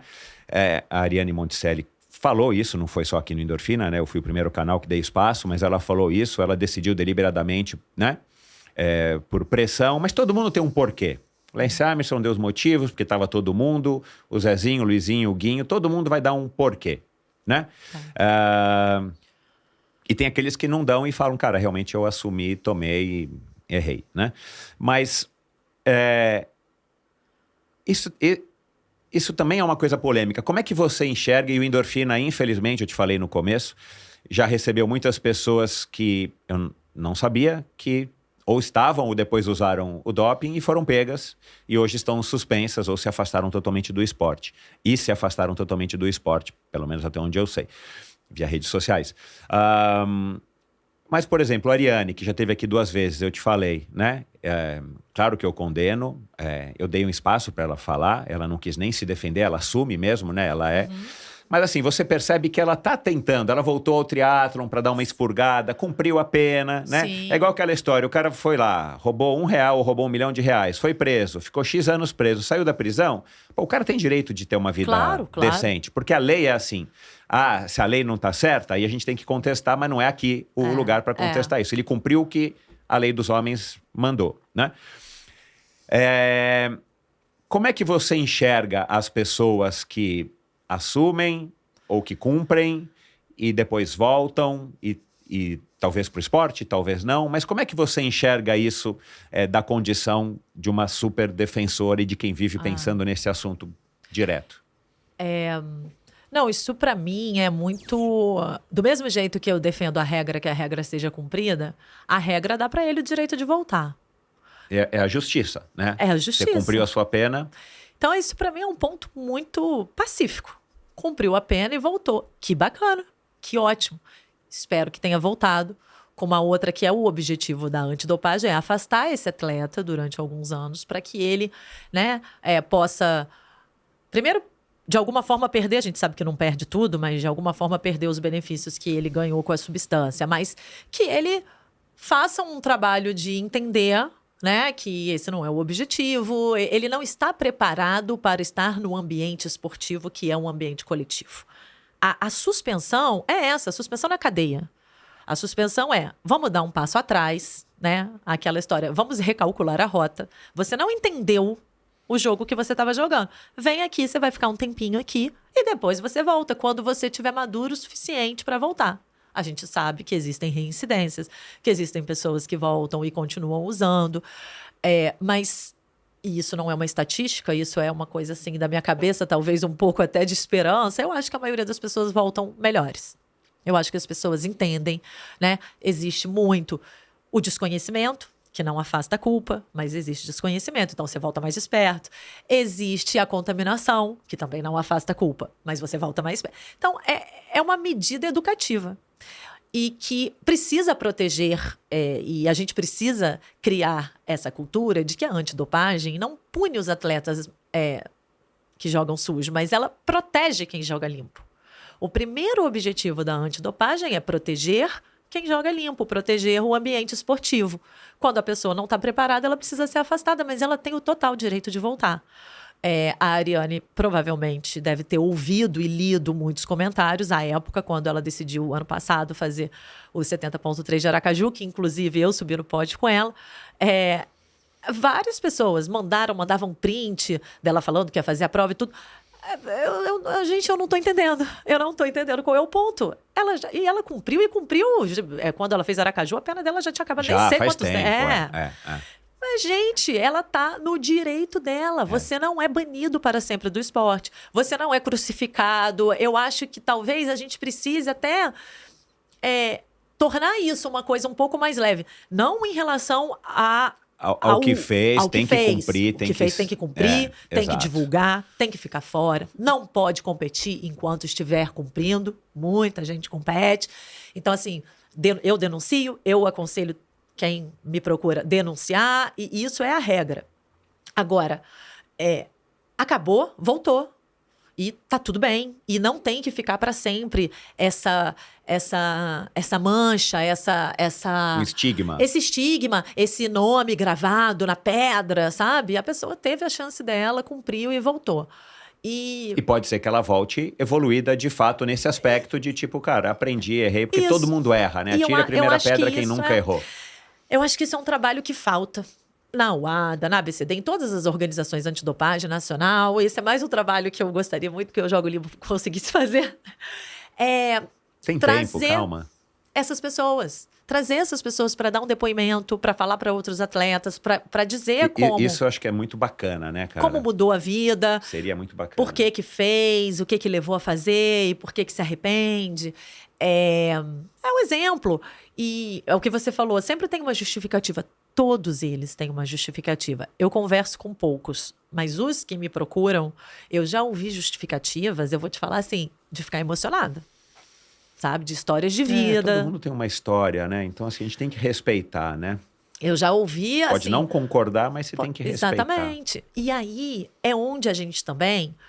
Eu percebo que precisa separar, e as pessoas não separam, que é o ser humano daquela atitude, né? Daquele comportamento. E isso é até um conceito da PNL, né? Que você quem você é, não, como você se comporta não é quem você é, né? A gente é muito mais. E o ser humano, ele pode ser um ótimo pai. Eu fiz um post sobre isso que foi polêmico, algumas pessoas não entenderam que era isso.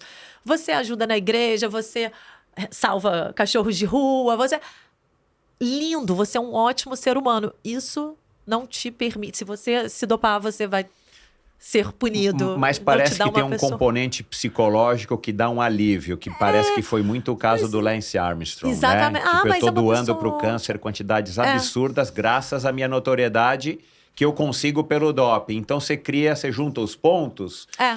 E você fala assim, à noite, a hora que você vai deitar a cabeça no travesseiro. Isso é uma interpretação minha que eu acompanhei muito o Lance Armstrong e fiquei também escandalizado como muita gente. Mas a impressão que eu tenho dele é meio que assim, tipo, faz uma meia-culpa. Tá todo mundo tomando, então eu tomo, então tudo bem. Mas eu também ajudo milhões de pessoas, então essa fortuna que eu estou fazendo, eu também faço bem. Aquela coisa, Deus está olhando, eu estou bem. Eu estou bem com Deus. Exato. Então, assim, pelos dois lados, né? Tanto existem as pessoas que também são atletas limpos e que, de repente, não são bons seres humanos. A dopagem está separada. A dopagem é um ato, né? É uma camada separada. É algo que diz respeito ao ambiente esportivo. Quem você é fora do ambiente esportivo não te chancela e nem te... né?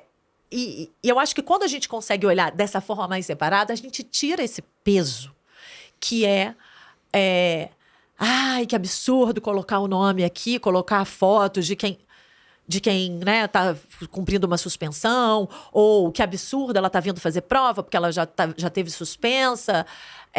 Acho que a gente mesmo, né, a própria comunidade esportiva acaba...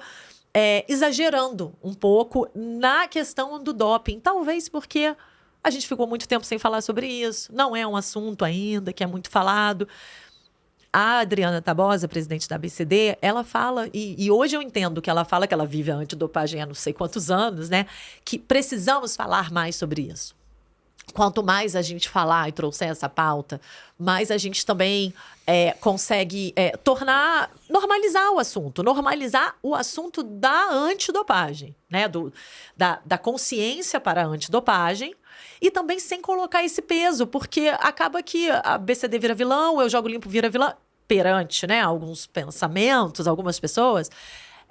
Mas isso é um absurdo, mas estão crucificando, mas a honra, a imagem, aquilo... Gente, peraí, calma aí.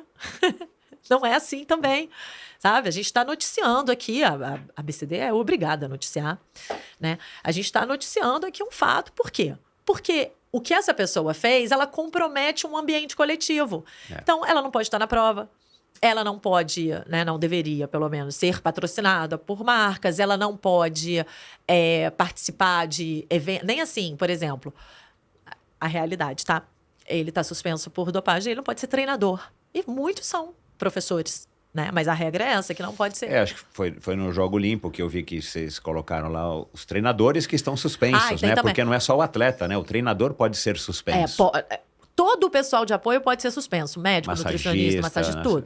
Mas primeiro precisa ter essa investigação, né? Precisa ser provado. E, de novo, vocês não acusam ninguém não, a gente que já não tenha sido declarado culpado, né? Vocês não especulam. Vocês só divulgam. Não. Isso que eu achei muito legal, né? Vocês só divulgam, de novo, o que já é público, vocês só dão mais um outro destaque. E agora as pessoas já estão muitos, né? A gente tem uma comunidade grande de triatleta e ciclista. Alguns até que me avisam, porque a lista da BCD é atualizada lá, não sei. Exato, Aí de vez em quando sai uma atualização. Não é uma coisa que você faz de manhã antes de ler o seu jornal ou de fazer o seu treino, né? Não, entra na lista. Coitado, isso é demais. Aí já é demais. Mas agora eu tô sendo cobrada, porque aí eles vêm, aí eles mandam assim pra mim, última atualização da lista da BCD, tipo, vai, publica. Coitada. Vamos falar um pouquinho do triatlon antes da gente terminar? Mas antes, eu quero te presentear com... Eu sei que você é fã de óculos, porque o seu Instagram é cheio de você com óculos, um mais chique do que o outro. Adorei. E eu tô te dando um óculos... A Oakley, né, te oferecendo um Sutro de tamanho feminino. É super legal esse óculos. Nossa, eu adorei. Eu vou fazer a prova amanhã com ele. Olha, você vai competir, né? Para quem estiver ouvindo, já vai ter ido ao ar, você já vai ter competido. Mas legal, faz um post lá e marca o Endorfina, pode marcar a Oakley. É um presente da Oakley para você. E claro que você conhece, né? Essa marca é fantástica, a marca que a Fernanda Keller usou durante toda a carreira dela. Eu sei que você é fã da Fernandinha. E é um óculos que eu uso há mais de 30 anos, então...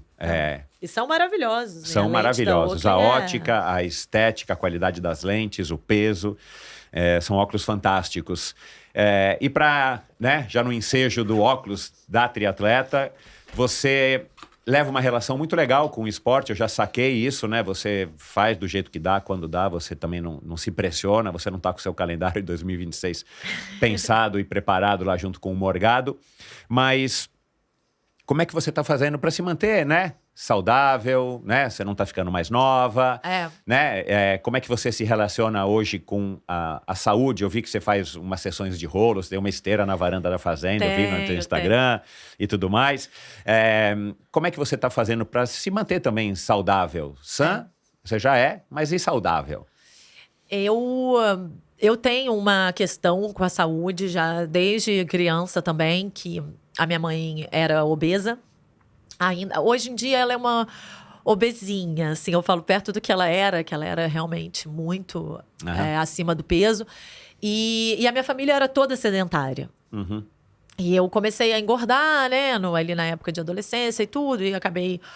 sempre fazia balé, mas o balé, né, não tem esse gasto calórico. Eu comecei a correr para emagrecer, por gasto calórico. Então, só que isso começou lá, quando eu tinha, né? Isso tem 20 e poucos anos. Então, virou parte da minha vida. Eu não sei mais ficar sem treinar. Eu posso... eu fiquei 4 anos na Suíça. Acho que eu fiz 2 provas enquanto eu estava na Suíça. Eu treinava todos os dias. Você precisa do treino também para dar uma equilibrada, Preciso. né? Eu preciso para minha cabeça. Eu preciso porque é o meu momento, né? Quem tem 3 filhos sabe. Então, é um momento realmente sagrado. Eu gosto de pedalar eu treino muito no rolo por questão de tempo, mas eu prefiro a rua porque ninguém me interrompe. Na minha casa, eles me interrompem. E eu fico muito mal-humorada. Eu vi que você tem um vídeo de fazendo rolo com a tua filha pulando na televisão. Não sei se é Celeste ou se é Olivia. No era Celeste. Passando aqueles programinhas com aquelas músicas que, meu Deus do céu, música chiclete. É muita força de vontade. Aí, eu, hoje em dia, até tô fazendo assim mais dentro do escritório, mas aí me interrompem. Mas eu preciso. Então, todos os dias eu treino, todos os dias. Às vezes, domingo não, quando, né, eu também gosto de parecer uma pessoa normal e tomar café da manhã com a minha família. Mas você também se permite sem muita culpa, né? Não, sem culpa nenhuma. Esse negócio, vou ter que explicar pro Morgado hoje que eu não vou fazer a planilha. Não precisa. Não. E o Morgado fala assim, eu gosto de treinar gente que gosta de treinar. Exato. E eu sou uma pessoa que gosta de treinar. Às vezes, quando ele começa a pegar muito leve, me colocar para descansar muito, eu já quero inventar um pouquinho a mais. Então, eu gosto da sensação do pós-treino. Durante o treino e o pós-treino. Aquela coisa, né, de você começar o seu dia, gosto de ir pela manhã. Se eu não treinar de manhã, dificilmente eu vou treinar o resto do dia. Admiro muito. Já resolve, já mata logo. E o meu corpo parece que depois de meio-dia, depois do almoço, meu corpo entra numa decadente, assim, que eu não tenho mais. Eu não sei como várias vezes quando eu trabalhava até tarde na Avenida Brasil e tinha que voltar e só chegava no Flamengo às 7 horas da noite. Eu nadava, mas eu nunca gostei. Então, hoje eu consigo organizar meu horário melhor. E mesmo não fazendo prova, o triatlon é algo que ele entrou na minha vida e virou uma parte de quem eu sou. Eu não consigo mais tirar. Esse ano eu falei, vou voltar para o balé.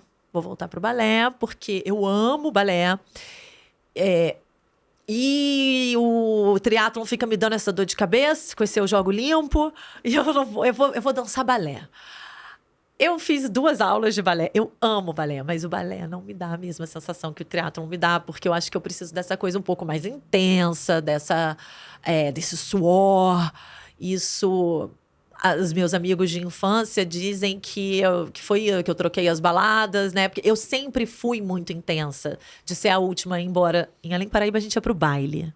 A última a ir embora do baile. O meu apelido era Duracell, a minha pilha não acabava nunca. Aí do baile eu queria tomar café da manhã na padaria. Aí eu ligava o som do carro e ficava dançando na porta da padaria. E até minha mãe me achar 8 horas da cidade pequena. Então... Tem uma questão que é meu. Exato, do teu jeito. É você o meu nasceu jeito. assim, E eu acho que o triatlon preencheu isso muito direitinho. E... A calma, né? No final das contas, você faz aquele esporte, a dopamina, a endorfina depois. Isso. E aí você vai seguir pra tua batalha diária com o trabalho, com os filhos, com o marido, com o jogo justo, jogo limpo. Quando eu não faço, se eu fico muito tempo sem fazer, é muito difícil, porque eu realmente fico mal, eu me sinto mal, eu fico mal mais sem paciência, mais estressada. E eu acho que esse é um benefício, assim, seja qual for a atividade física que a pessoa vai encontrar. Exato. Esse é o benefício da atividade física. E eu não permito um filho meu não fazer uma atividade física, porque que encontre a atividade que goste. Adoraria que eles amassem o triatlon, mas ninguém ama. Calma, a pressão, né, de criança. Né? Não, a minha filha, a mais velha, corre de vez em quando comigo. A Celeste ainda tá naquela idade que acha tudo maravilhoso, o que faz com a mãe tá bom. E o José é um menino brasileiro, ele ama futebol. Mas se eles estão ativos, pra mim é o que... E você tá fazendo o que te cabe, que é dando um super exemplo, né? Você e o Rafael que pedala, que pedala, né? super também, surfa. E a gente... Então, assim, o que eu não cabe mais na minha vida são 18, 20 horas de treino na semana. Isso não cabe. Não consigo e não quero mais. Não quero. Quero fazer outras coisas. Quero fazer mais o Eu Jogo Limpo. Quero fazer mais atendimento para as famílias. Então, o Morgado esse ano até já diminuiu. Eu tô com... Eu não sei quantas na semana, que eu nem tô contando. Mas eu já percebi, pela minha rotina, que tá, assim, maravilhoso. Passei a ter corridas mais curtas. Passei a ter treinos de rolo de 1 hora, que antes eram muito mais longos. E tá me satisfazendo. Enquanto eu estiver bem com isso... Isso é ótimo. Acaba sendo libertador, né? A hora que você se satisfaz com muito menos do que antigamente você se satisfazia. E você fala, cara... Eu tô bem, por que eu vou ter que olhar e fazer o que a outra ou o que o outro estão fazendo, dobro, triplo, se eu tô me satisfazendo com um pouco? Cara, eu tô nessa fase e é uma maravilha, eu tô adorando, É muito bom, porque você não perde... Eu tinha muito medo assim, se eu parar, eu vou parar o triatlo. Não dá pra parar. Não dá pra parar.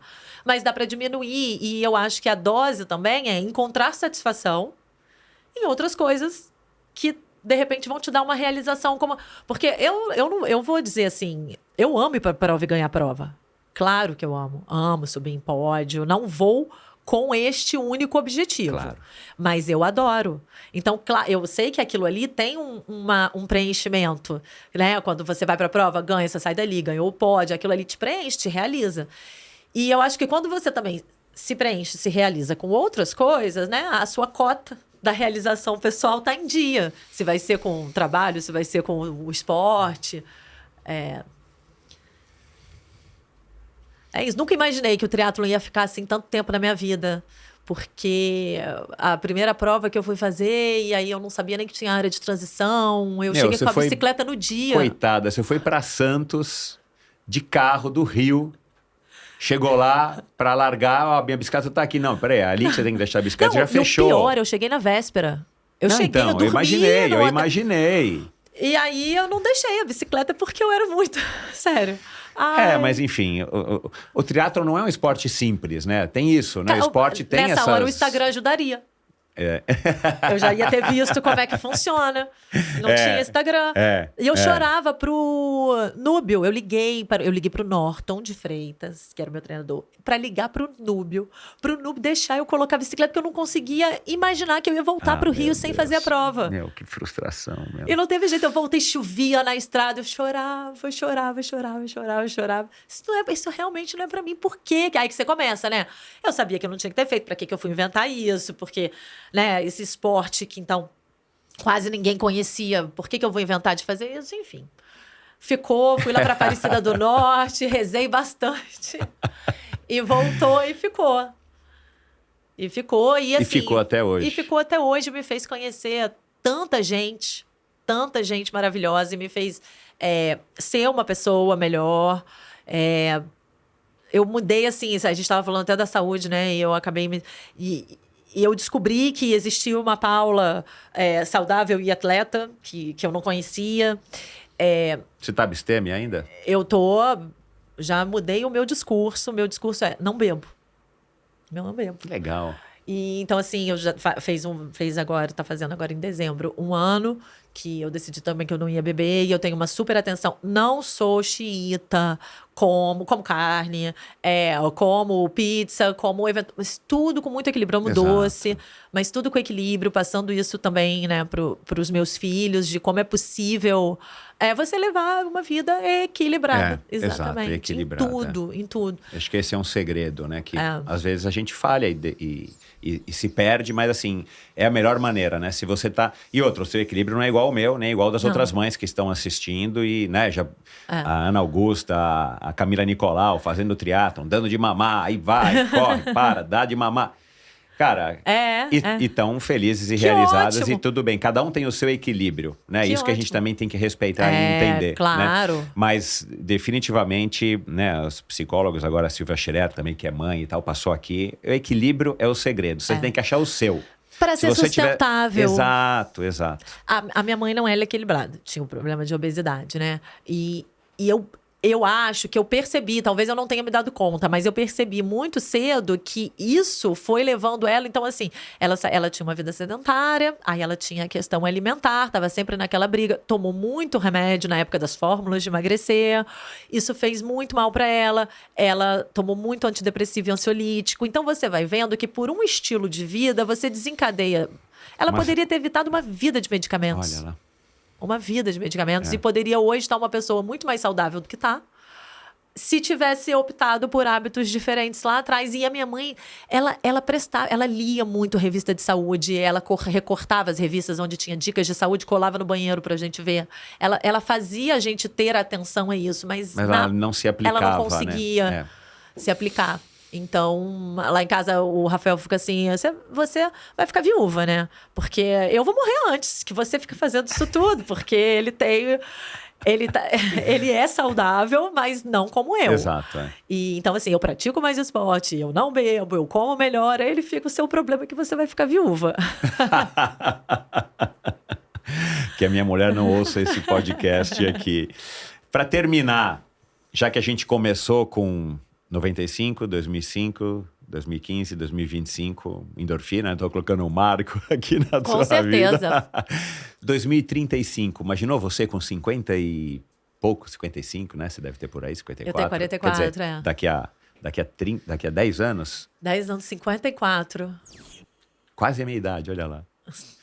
Quase a idade da Fernanda Keller. E aí, como é que você vai estar? Nossa, se eu tiver igual a Fernanda Keller, você me chama aqui de novo. Você me chama de novo. Eu vou te chamar antes. Eu vou vir assim, grande, maravilhosa. Eu penso...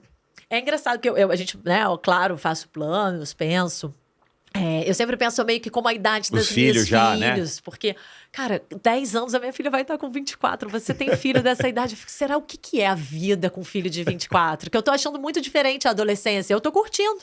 Tô curtindo muito ter essa fase da adolescência e eu consigo, né, equilibrar, porque tem tem as questões da adolescência quando me incomodo, aí eu tenho a Celeste que ainda é pequenininha, eu vou lá e deixa eu dar uma aproveitadinha aqui. Mas daqui 10 anos, eu penso logo em categoria. Você tem essa cabeça de atleta? Eu fico com a categoria 54. Vou estar nessa categoria.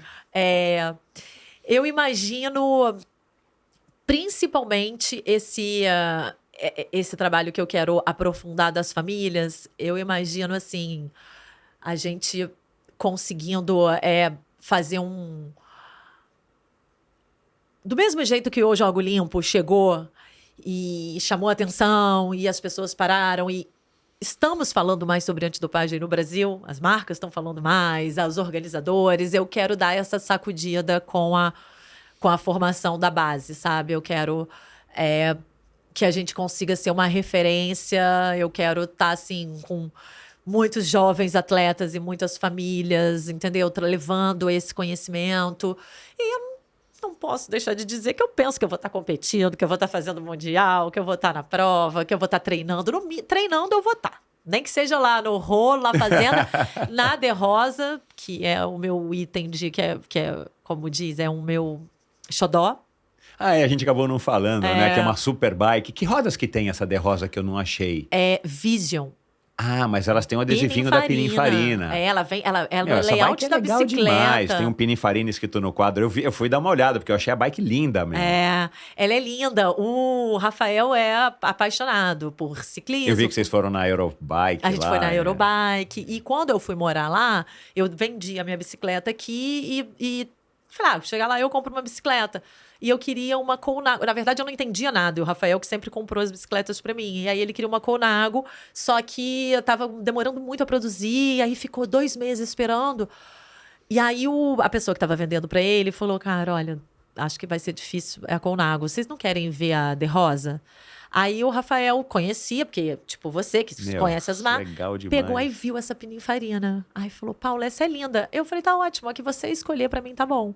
E quando chegou a bicicleta, eu falei, nossa, mas a bike que maravilhosa. Porque é uma edição especial do Damiano Cunego. Isso. E para quem depois pode procurar, vou colocar até no post do episódio de hoje, tem um guidão amarelo, tem uns... Pininfarina, né, cara? A roda, parece que a bike tá correndo parada. Isso que eu gosto dessas bicicletas, que parece que a bike já tá em velocidade parada. E quando você anda, se tiver uma filmagem, aquele adesivo da roda... Deve dar uma noção maior ainda de velocidade. Parece que a roda tá 1 milhão por hora. Aí eu deixei ela lá em Minas, porque... Fica no rolo lá. Fica. Na verdade, ela fica dentro do meu quarto. Tá guardadinha, né? Pelo amor de Deus.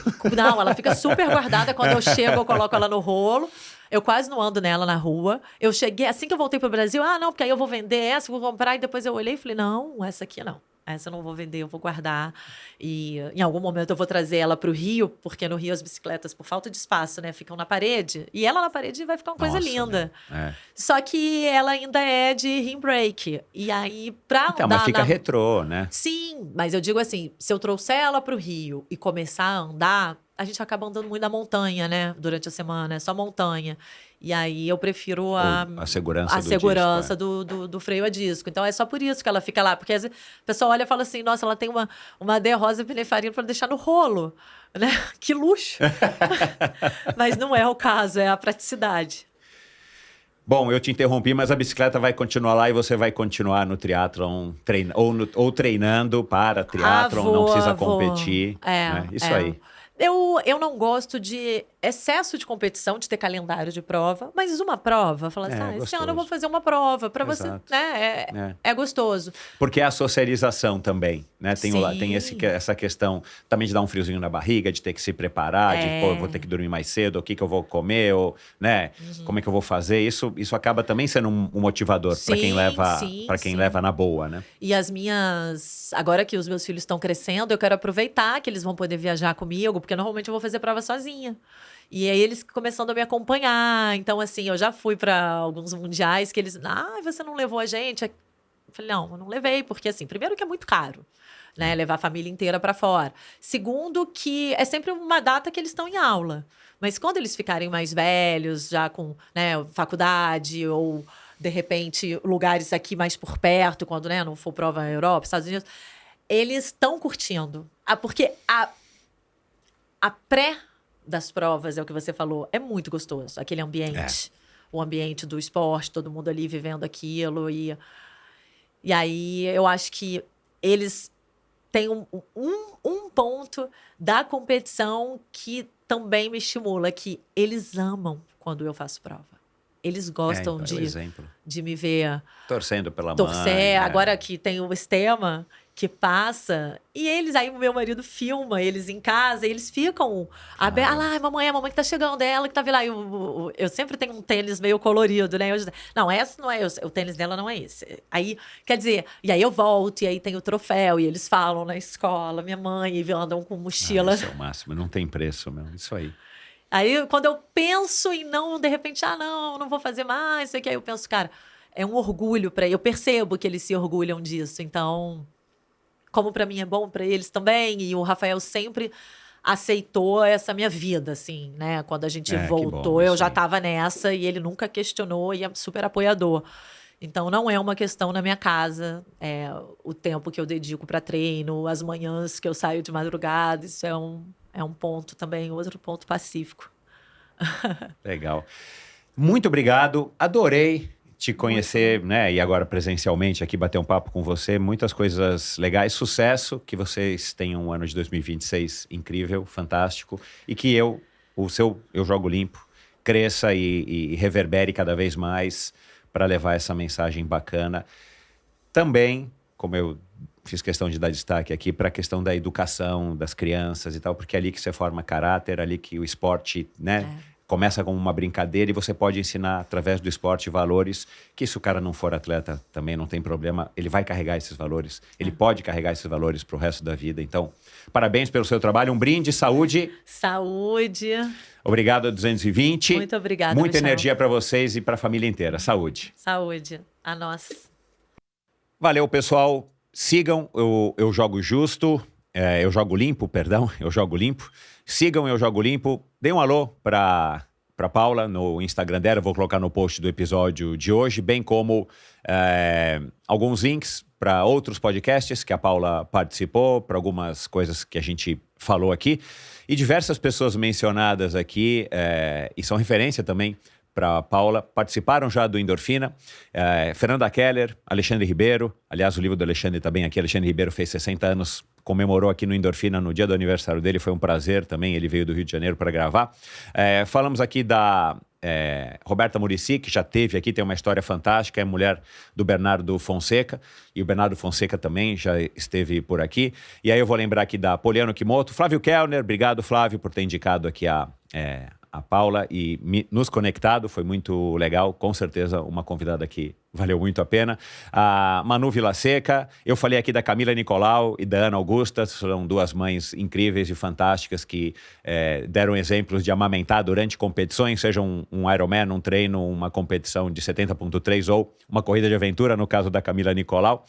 E outras mães que eu lembrei aqui que participaram do Endorfina e que me chamaram muito a atenção, a Luísa Cravo e a Luísa Paz, tiveram aqui e também são exemplos de mães incríveis e que falaram, contaram histórias muito interessantes da sua relação com a maternidade e o esporte. E, por fim, a Silvia Schirer, a psicoterapeuta que passou aqui também e falou bastante de equilíbrio, ela que também é mãe, e da mentalidade aí dos atletas amadores e profissionais.